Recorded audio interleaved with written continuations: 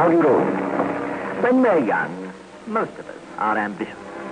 At 18, we start out with an ambition to save the world. A few years later, we finish up with an ambition to save part of our salary. This is all very understandable, but ambition is not always so harmless, especially in the case of a woman, if I may be allowed to say so.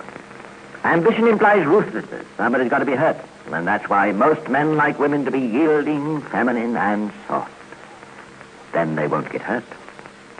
This week's casebook history is a story of an ambitious woman. She was known as Nurse Waddingham. Now, her full name was Dorothea Waddingham. She was rather a commonplace little woman in her early 30s. Had a little house at 32 Devon Drive in the English town of Nottingham, and made a small, steady income taking in and nursing a few patients, elderly women mostly, who could not afford to go to a real nursing home. She was a good nurse, even-tempered, thoughtful, and ambitious. She wanted a real nursing home of her own, something far superior to the drab quarters at Devon Drive. Nurse Waddingham worked hard, keyed up by the hope that someday, somehow, she would get her wish.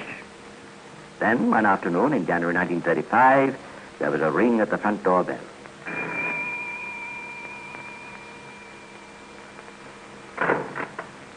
Oh, good morning. I'd like to see Nurse Waddingham, please. I'm Nurse Waddingham. Won't you come in? Oh, thank you. Come along. My name is Briggs, Mrs. Come Briggs. into the parlour. Thank you very much. I want to talk to you about some friends of mine, an old lady and her daughter. Oh, yes. Now here, this is here. Yes, It's much more comfortable. I understand, Nurse, that you sometimes take in patients. Yes, only in a very small way. I usually have 2 or 3 resident patients. That is, if they don't require constant attention. Well, Mrs. Bagley and her daughter are both chronic invalids. The old lady's 87, and I'm afraid she hasn't much longer to live. But I would like to see her comfortable for the last years of her life. Yes, of course. And Ada, that's the daughter, she's been more or less a cripple for a good many years now. The doctors say there's not much they can do for her. Oh, I'm sorry to hear that. What's wrong with her? It's something to do with her nervous system. They say it's a kind of creeping paralysis. I see. Does she have to spend all her time in bed? Oh, no. She can still get around a bit, with help, that is. But she's heavy to lift, though. Weighs about 16 stone. I can manage that all right. I have a very good man, Sullivan, who helps me with the domestic work and lifting patients when needful. Oh, good. Then, will you be able to take the Bagleys? I believe it can be arranged. How much would your fees be? They'd both be staying some time, would they? Oh, yes. Indefinitely, I'd say, for as long as you can have them. Suppose we say £3 a week, to include board, lodging, and personal attendance for both of them. Would that be satisfactory? Why, yes, I think so. Of course, I shall have to talk with Mrs. Bagley about it first. Oh, certainly. And please assure her I'll do my very best to make her and her daughter comfortable. And so it was arranged. A few days later, frail old Mrs. Bagley and her invalid daughter arrived at Nurse Waddingham's home in Devon Drive. Nurse Waddingham was hard-working and conscientious and took an interest in all her patients. She had a quite genuine sympathy for Ada, the daughter who'd been ill for the greater part of her life. And Ada soon came to look on Nurse Waddingham not only as a most efficient nurse, but also as a trusted friend. You've been very kind to us, Nurse. To Mother and me. Well, I've always been interested in looking after sick people. To me, it's the only worthwhile profession. I do the best I can. And we're very grateful. Someday, I've managed to save up enough money. I've made up my mind I'm going to have a real nursing home. A posh place, all the latest equipment, and 3 or 4 nurses on the staff, and plenty of help. It'll take quite a bit of money to do that. Yes, it's only a dream, but someday it'll come true. I think about it all the time. Oh, you're not planning to put up your fees, I hope? No, dear. Not for you two. Though it's a fact I'm too soft-hearted. I'll never get rich at the low prices I charge, will I? Well, I keep hoping for some miracle. Oh, I want you to know that Mother and I will always be able to pay you as long as we stay here. Oh, there isn't any question. You see, when my father died about 6 years ago, he left his property to me. The cottages, that is. He left the furniture and the household effects to Mother. Cottages? Yes, 8 of them. We used to live in one. And your father left them to you? Yes. My mother gets the income as long as she lives. And if I should die before she does, the property goes to her. My father knew we were both in poor health, you see, and he wanted to make the best arrangements he could for us. He sounds like a very sensible man. Oh, he was. And he made a good investment. That property is worth £1,600 now. Is it indeed? Every penny of it. let me understand this now. On your mother's death, everything comes to you. And if you should die first, the property goes to her. That's right. So you see, with the rents coming in regular every month, we haven't anything to worry about in the meantime. Well, I'm glad to hear that. Oh, now let's stop all this talk about dying. You'll be getting depressed again. Well, it's bound to happen sometime, and soon, I'm afraid, for Mother, poor dear. I hope you both have many happy years ahead of you yet. Oh, nurse, you're such a comfort to both of us. It's good to know we have a real friend looking after us.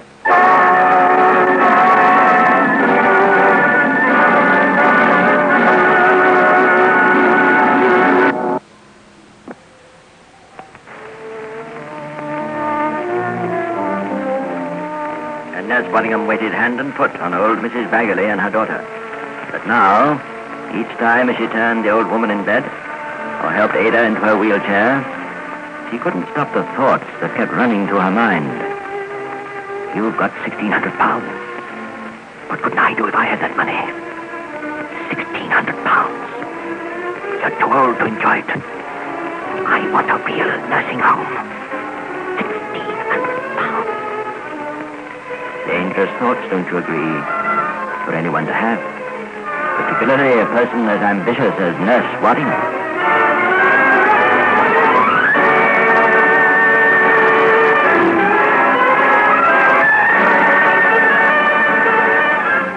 In the end, ambition won, of course.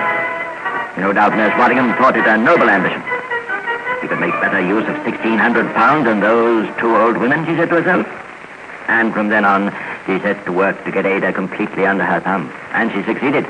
She succeeded so well that Ada agreed to turn over all her property to her. And in exchange, Nurse Waddingham promised to look after her for the rest of her life. All so neat and cozy, wasn't it? Yes, except for one thing. Ada's will. You see, in her will, Ada left most of her money to her cousin, Lawrence Bagley. When Lawrence next came to pay a visit, Nurse Waddingham thought she'd better have a talk with him. I'm glad to see Ada's doing so well. She says you're taking splendid care of her. I'm very fond of her, Mr. Bagley. And your aunt, too, of course. But there's one little thing. Yes? I'm afraid I set my fees rather low when I agreed to take both of them at only £3 a week. They require a lot of attention, much more than I was led to believe at the time. Well, really, I'm afraid there's nothing I can do about that. No? Well, I'm not surprised. In fact, we thought that's how you would feel about it. We? Who's we? Ada and I. We've been discussing the matter, and we've come to an arrangement that suits both of us, down to the ground. And then she told him the arrangement. Ada would leave all her money to Nurse Waddingham in return for a promise to look after Ada and her mother so long as they lived. Cousin Lawrence didn't think much of it. And he wasn't the only one. Mr. Alcock, the bank manager, Mr. Lane, the solicitor, who handled the Bagley affairs, they were not impressed even when Ada personally assured them it was her own wish. Meanwhile, Dr. Mansfield had a word with Nurse about her patient. Oh, Mrs. Bagley's getting pretty feeble, Nurse. I wouldn't be surprised to see her pop off any time in the next few months. After all, Dr. Mansfield, she is 87. She's had a good long life, I'd say. Her daughter's doing quite well, don't you think? Yes, you're doing a fine job there. She seems very bright. She may live 2 or 3 years, or even possibly longer than that. One can never tell with her kind of case. I see. By the way, Nurse, you'd better return to me any of the morphine tablets you have left over from the ones I gave you for Mrs. Kemp. I have them ready for you, right here, in this box. I knew you'd ask for them. Thanks. Only 6 pills left, though, I'm afraid. I needed rather a lot for Mrs. Kemp. I'm not surprised. She was suffering quite a bit before she died, poor soul. What's this? Has someone died in spite of Nurse Waddingham's excellent care? Yes, but it was quite unavoidable. 2 old ladies, a Mrs. Kemp and a Mrs. Harwood, had died within a few weeks of each other sometime after the Bagleys' arrival. But let me hasten to assure you it was not Nurse Waddingham's fault. Dr. Mansfield, who had attended them, had found Nurse Waddingham most conscientious, and he knew she'd done all she could for them. Meanwhile, Nurse Waddingham kept very quiet about her little plan, except, of course, to Ada Bagley. By now, she'd wormed her way into the woman's confidence to such an extent that Ada thought the idea had been her own from the beginning. And the more Ada thought about it, the more she liked it. You know, Nurse, it seems like a very sensible arrangement to me. It's my estate, and I can do what I please with it. Your cousin, Mr. Lawrence, doesn't approve at all, you know. He seems to think that I don't care a fig what he thinks. Oh, well, it's only natural that he should be upset. After all, ever since I made out my will 5 years ago, he's known that I plan to leave everything to him and an old friend, Edwin Gilbert. The two of them would get all the money. No wonder he doesn't like the idea of your leaving it to me. Well, I've made up my mind and I won't change it. Mr. Lane, my solicitor, is coming this afternoon, and I shall have a long talk with him. I'm sure I can convince him. Perhaps Mr. Lane doesn't believe that I'll stick to my promise to look after you and your mother for the rest of your life. Oh, how could he think that? Well, with his mind business all the time, he may not realize there really is a lot of love and kindness left in this world, yes? Well, I do. Just look at the devoted care you've given us. Oh, it's wonderful to have such a friend. Ada, dear, why don't you suggest to Mr. Lane that instead of making a settlement now, you draw up a new will and leave your money to me that way? Oh, but then you wouldn't get the money until after I'm gone. That wouldn't matter, dear. You'd have the pleasure of knowing I was going to have the money someday, and I could wait. Do you think that would be a better idea? I do, truly. Ada Bagley signed her new will on the 7th of May. 5 days later, her mother died. I don't think you'll be too surprised, Dr. Mansfield, when I tell you that old Mrs. Bagley died early this morning, peacefully, in her sleep. Well, I suppose her poor tired heart just gave out at last. I imagine so. Of course, as we know, her death had been expected for some time. There was really nothing to be surprised about. Probably only coincidence it happened so soon after Ada had made a will in favor of Nurse Waddingham. Or was it?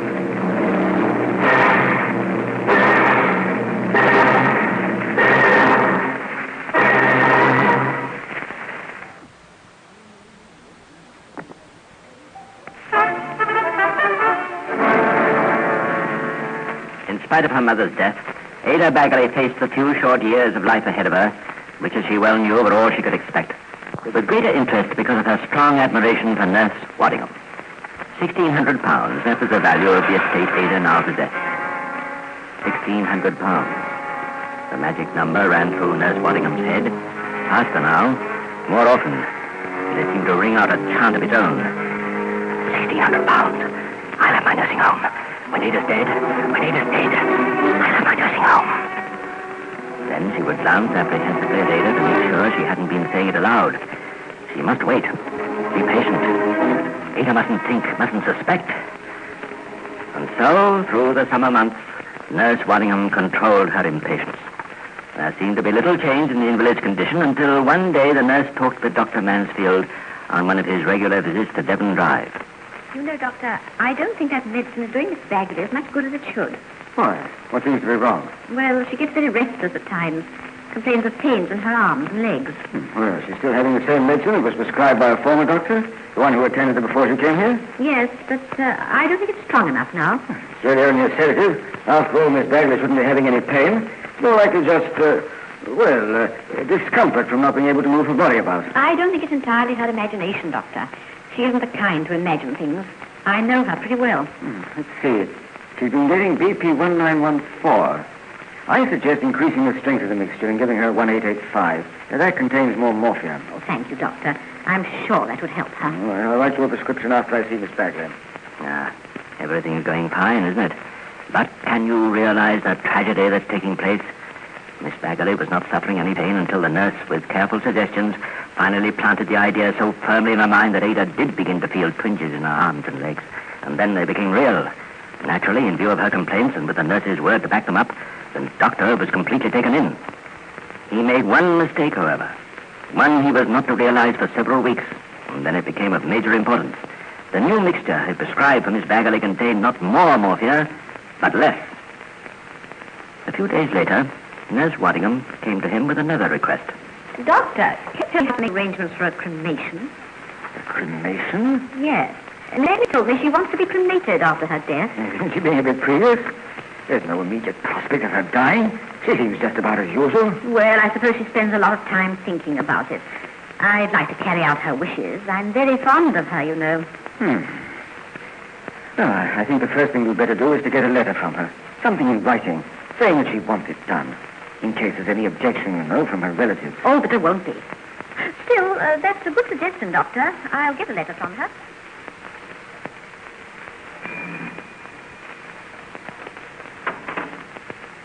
good afternoon, Mrs. Briggs. You've come to see Ada, I suppose. Yes, nurse. How is she today? Well, to tell you the truth, I haven't been too happy about her lately. She seems to have lost some of her good spirits. She's been complaining more than usual. Oh, I'm sorry to hear that. I dare say she'll brighten up when she sees you. She is very lonely by herself, poor dear. I don't wonder. I wish I could come to visit her oftener, but you know how it is. There never seems to be enough time to do everything. Come along this way, will you? Yes. Why, Nancy. Oh, how kind of you to come and see me. Ada, darling, how well you're looking. You really think so? Why, yes, of course. Don't you agree, nurse? Yes, indeed. The sunshine is doing her a world of good. I brought you a little present. Ada, here you are. Chocolates for me, Nancy. Oh, how sweet of you. And my favorite kind, too. Oh, have a chocolate, nurse. Here, try this one. Thank you, dear. Oh, she takes such good care of me, Nancy. I wish I could do more for you. I could do a lot more for all my patients if I had more up-to-date establishments. And so you shall someday, dear. I feel sure of it. Now, tell me, Nancy, what have you been doing since I last saw you?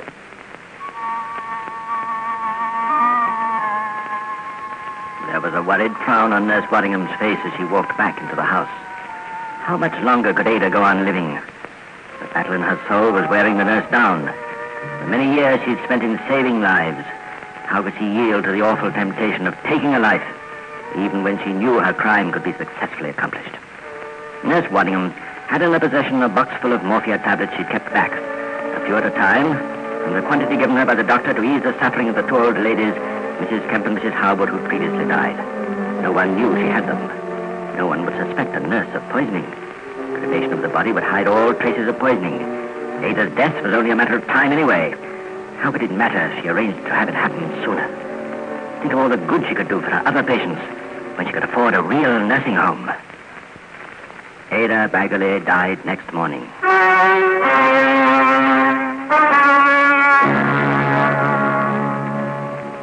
Yes, Doctor. She died about 10 o'clock. Tell me what happened. Well, she became very ill during the night. She was asleep at 2 a.m. when I looked in on her. But she didn't seem right. I went back again at 2:20, and her eyes were open then, but her face was flushed, and she was breathing heavily. I spoke to her, but she didn't answer. I thought she was having a stroke. Did she recover consciousness at all? No.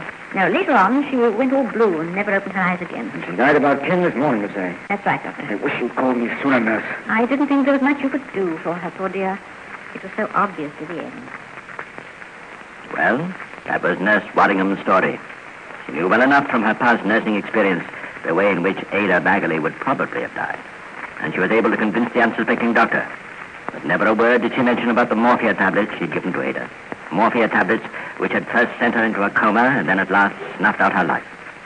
Dr. Mansfield signed the death certificate giving as the cause of death cerebral hemorrhage. He'd hardly lifted his pen from the paper when Nurse Waddingham thrust a letter into his hand. What's this? It's the letter you said I ought to get from Miss Bagley about her cremation. Yeah. I desire to be cremated at my death for health's sake. My last wishes are that my relatives shall not know of my death.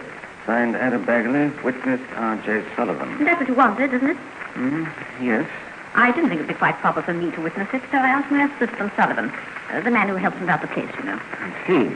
Well, I'll send you along a regular form for such matters, and you can fill it out. Have Sullivan take it over to the Cremation Society. They'll help you with the details. Oh, thank you, Doctor. Nurse Waddingham must have breathed a very deep sigh of relief. Her worst danger was past. Now all that remained was to get her victim safely cremated. Any trace of poisoning would be destroyed by fire. As she filled in the cremation form, her thoughts were not of the poor soul she had callously murdered, but of the fine new establishment she would soon have, thanks to Ada's money. Perhaps that's why she did a thing she'd never done before. She wrote down the address of a little house in Devon Drive as the nursing home. Then Sullivan took along the form to arrange for the cremation. Now, it just happened that the medical referee for the society was also the Nottingham Medical Officer of Health. He read through the form and then looked up at Sullivan. Is this form correctly filled in? Why, I believe so, sir. Who wrote out the particulars? Nurse Waddingham, sir. Never heard of her. Who is she? Well, she's in charge of the place on Devon Drive. As a matter of fact, she owns it. The place where Miss Ada Bagley died. Yes, sir. Nursing home.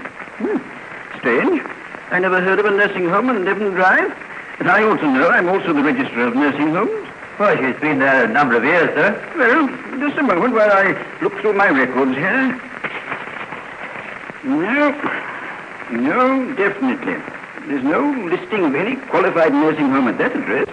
I have to look into this. The nursing home. 3 little words that summed up the high hopes and ambitions of Nurse Waddingham. 3 little words that gave the vital clue to an almost perfect murder. Ironic, don't you think, that it was Nurse Waddingham herself who wrote them? She'd waited so long for her dream to come true that with the money almost in her grasp, she felt it was almost as good as hers. The coroner ordered a post-mortem, and chemical analysis revealed a large quantity of morphia present in Ada Bagley's body. Scotland Yard came to call at Devon Drive.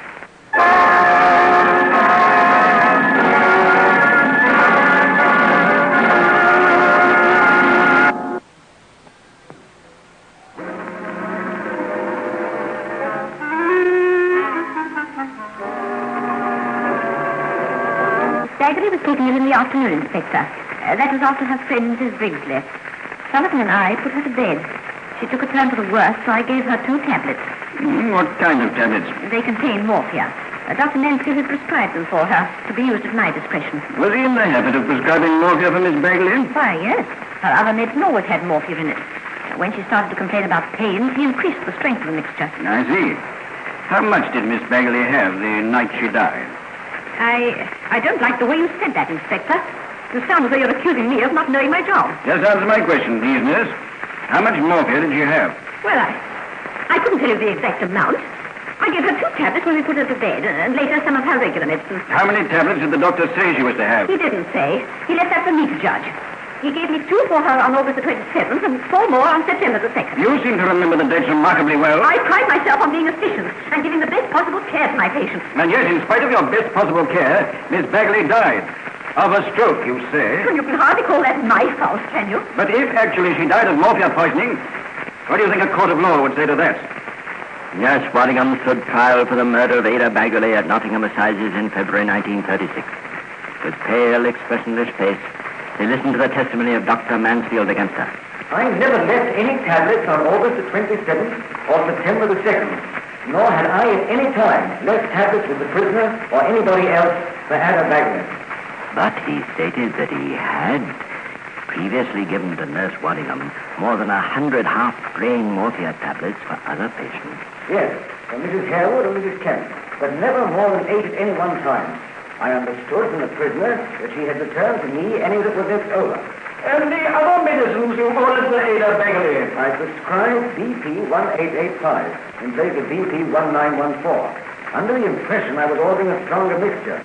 Actually, I was in error, and the second mixture contained less morphia. And yet the post-mortem showed in Ada's body more than 12 times the amount of morphia necessary to cause her death. Nurse Waddingham's own story in the witness box was torn to shreds by the prosecution. The jury found her guilty. And in April, this nurse who violated the most sacred principles of her profession paid for her crime. She was hanged.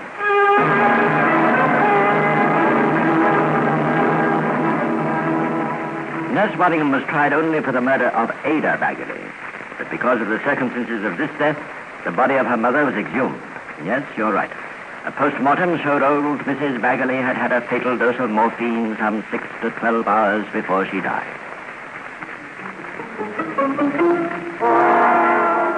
It's a pity about Nurse Waddingham. Conscientious, hard-working, but ambitious. Always be careful of ambitious people, particularly women, or they'll be the death of you.